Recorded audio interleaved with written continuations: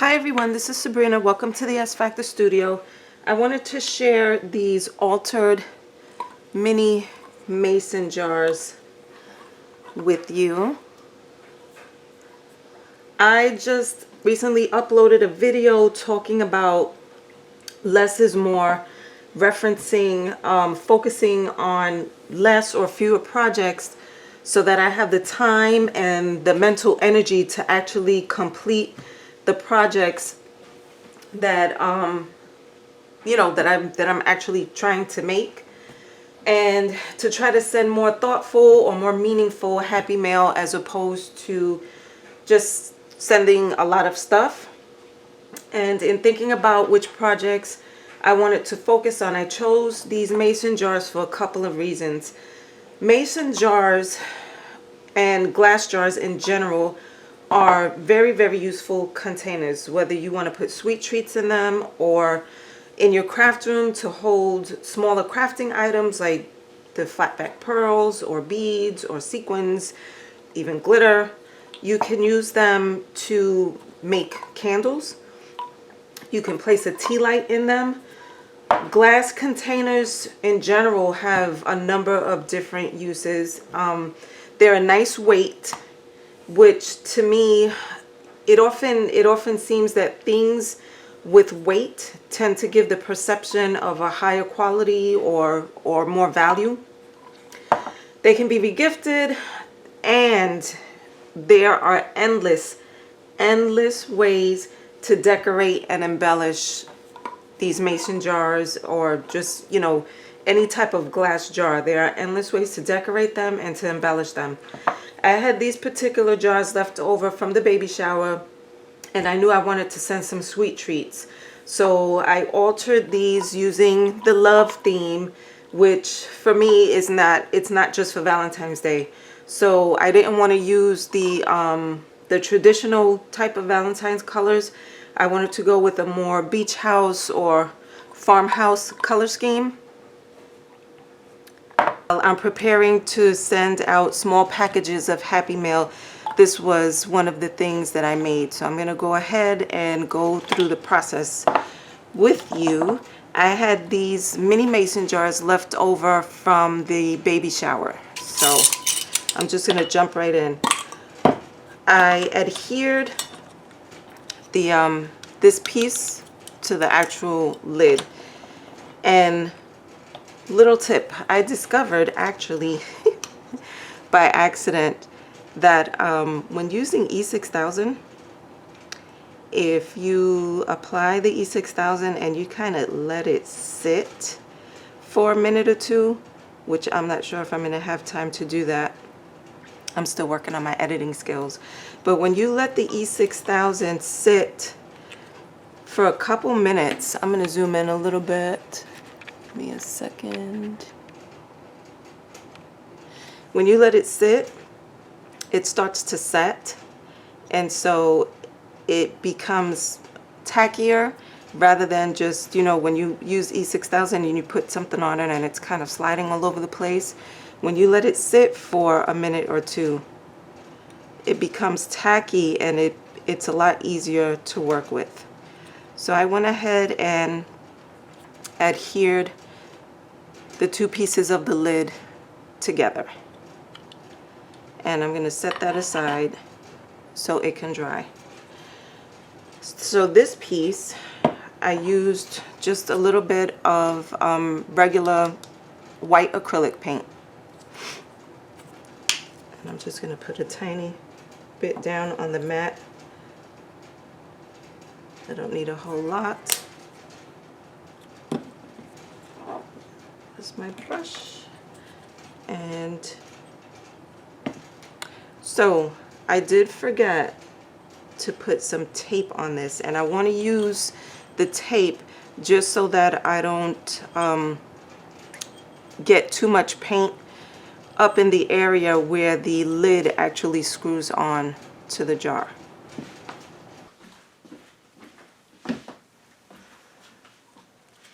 I'm just using some blue painter's tape and wrapping it around that edge. And some of the paint, I found as I was working, some of the paint does get through, but the goal was not to get, you know, paint all over that top portion.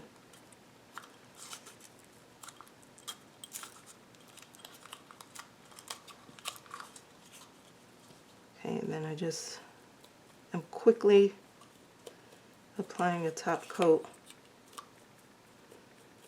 of acrylic paint.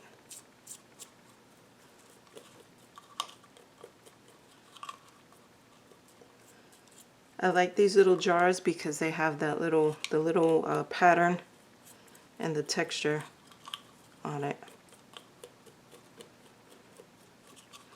And I'm not being especially neat, but I am trying to stay in one direction. And I need a tiny bit, tiny bit more.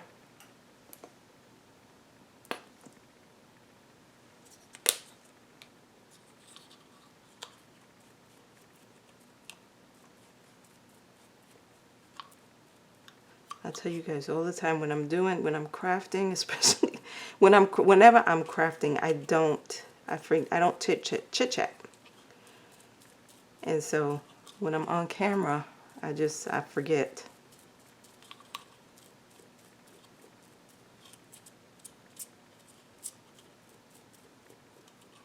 Okay, so I put that one coat of acrylic paint, and I'm gonna put this aside to dry because I have one that was done already. So I'm gonna put this one aside.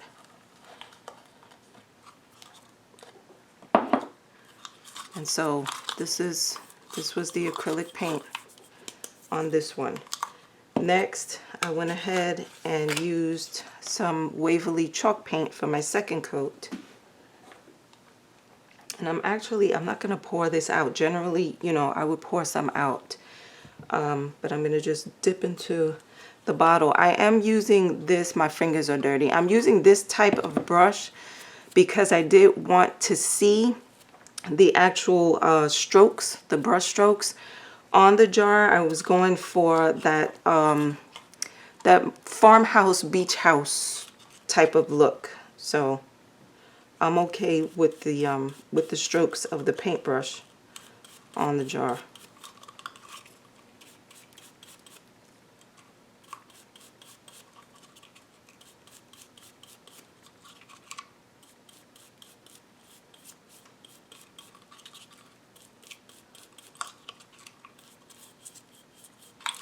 And when I go sideways, I'm trying to get that lip.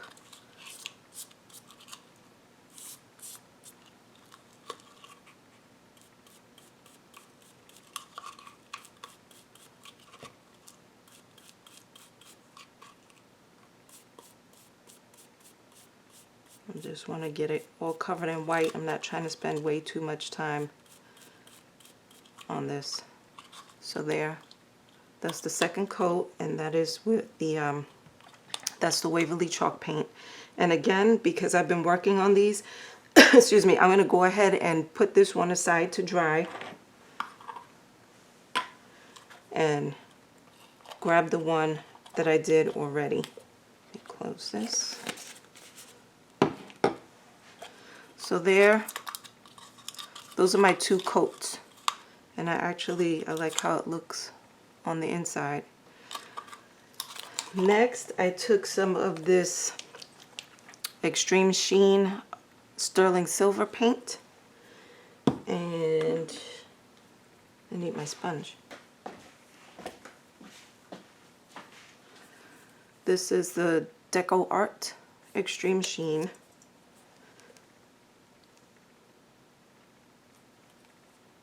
I spilled it on my finger.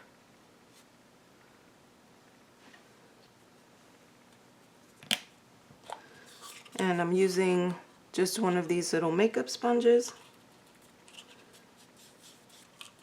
And I'm sponging that on top of my two coats of paint, of white paint.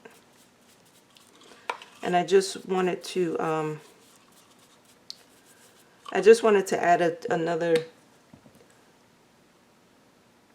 light layer of color onto this, onto the jar.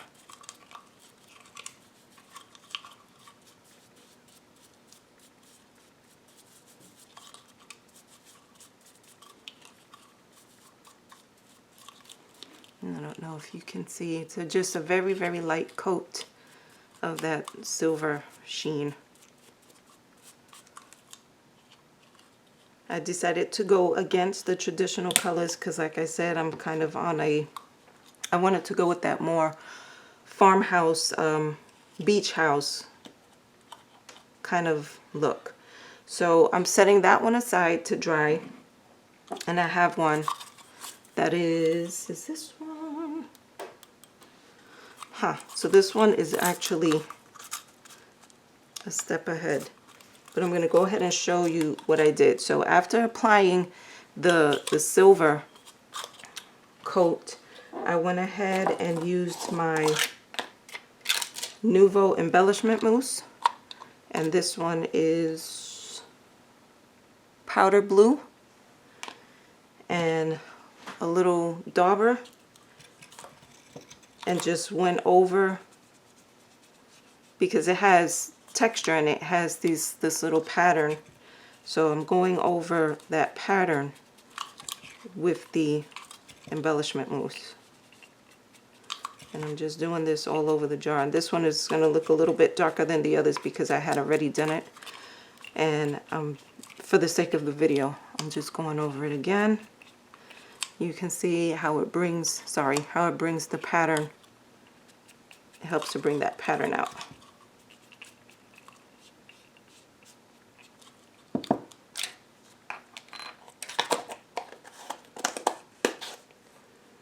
Okay, I'm going to take the tape off, and like I said, there is, you'll see where some of the paint kind of did slip through.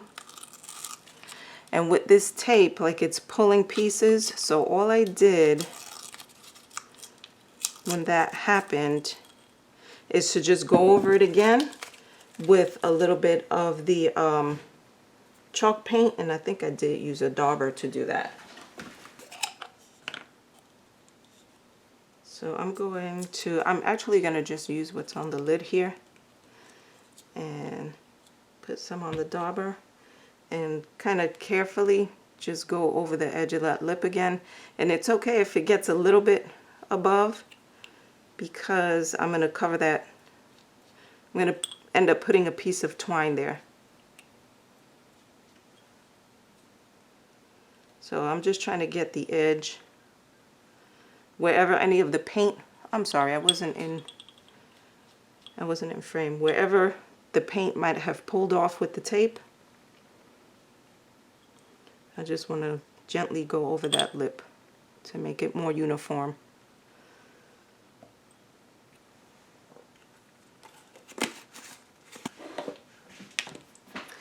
Next, I used, this is the, and I love this stuff, and every time I use it, I say it. It's one of those products that I'll forget that I have it, and then when I use it, I'm like, oh my gosh, I love this. So this is the Tim Holtz Ideology collage paper.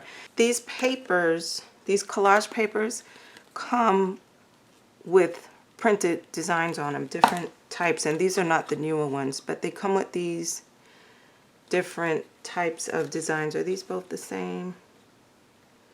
Yeah, these are both botanical. So they have printed ones, and then they have this plain one. And I have printed on this, I have stamped on this. I really enjoy using this paper. So I just pretty much made my own collage paper, and I stamped a number of different images. These are some of my favorite images. This is from the rubber stamp tapestry. So I used that Share the Love. This is the Sizzix one. I can't see what it's called, but it has all of these like little postage images. So I used these three. And then this is Spellbinders, and I used the that stitched heart. So initially I didn't intend to have to cut these apart, but really it took no time. So I didn't measure correctly. I didn't measure my jar correctly. And of course, you know, the paper is wider than the jar. So I'm just going to go ahead and cut. And I'm just cutting some of these, cutting the images so that then I can go ahead and collage them onto the jar. And what I love is the fact that I can use my stamps to decorate a surface that I normally wouldn't be able to use. So I have the, I am using the collage medium just because I know that it works quickly and easily with this paper. And I'm going to go ahead and just apply really a small amount onto the jar. And then I'm going to take my paper and just place it down. Now, the clear part of the paper becomes transparent, so you don't see it. When you glue it down, you don't see that, and it's very easy to smooth out any wrinkles, although this jar does have these little, like I said, the pattern and the texture on it. So that's another thing that I love, that it just adheres to whatever the texture of the item is. It adheres quickly and easily onto it. I love it. I love it.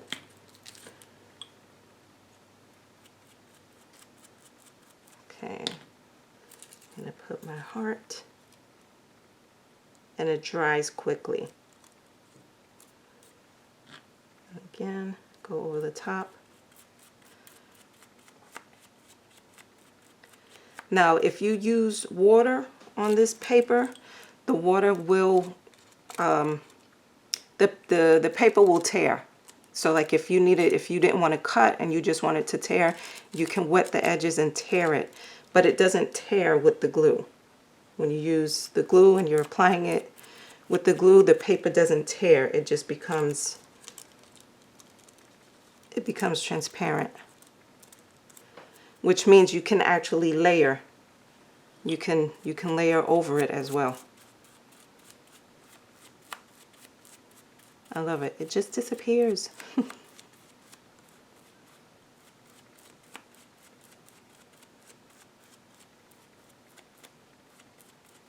And like I said, it dries pretty quickly. I was thrilled with this. So there you have the little love stamp, another stamp image with flowers on it, sent with love, the stitched heart, and share the love. And I thought it was so cute. And then that's what the jar looks like inside. Okay, so after I did that, I got a piece of twine. And this twine, I got this twine from, I believe it was Walmart. So I'm going to get my E6000. And I'm just going to apply, you know, a small amount of the E6000 above that lip, all the way around.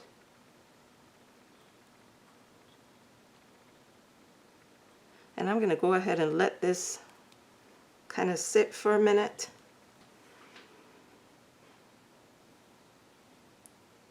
Okay, now that this has sat and just started to set up just a little bit, I'm going to go ahead and put that piece of twine right over the E6000 all the way around the jar. I have to remember to stay in frame. I'm so sorry. I'm going to snip the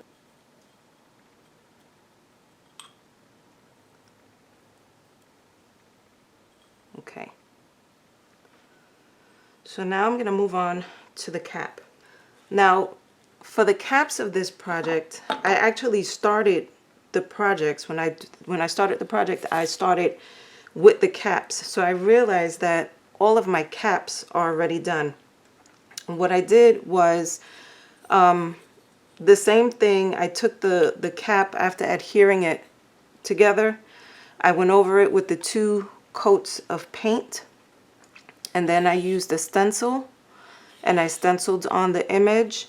After stenciling on the image, I used these, they're called Starform stickers. I actually got these from Elizabeth Craft Designs when we went to the scrapbook expo, but it says starform.com on there. So these little dots are the freckles.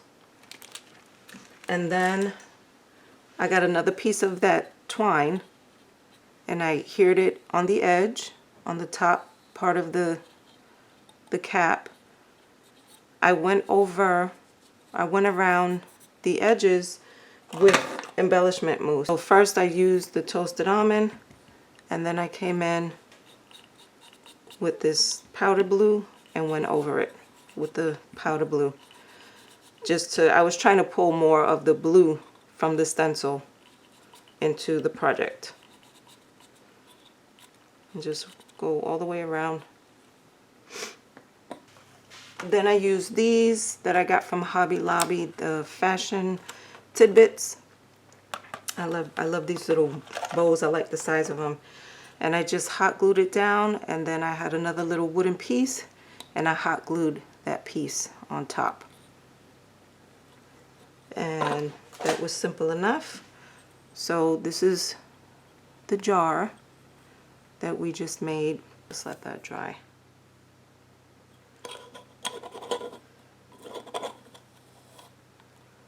And there you go. I think these came out super cute. It was just another way I wanted to alter the jar so that if the recipient wanted to regift, they can go ahead and actually regift the jar after enjoying their chocolate. Or they can just give the whole, they can regift the whole thing. I think it's super cute though.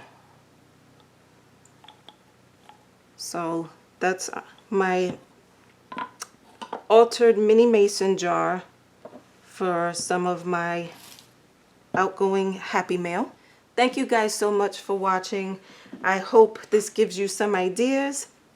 I pray you're having a wonderful day. God bless, and I'll talk with you again soon. Bye.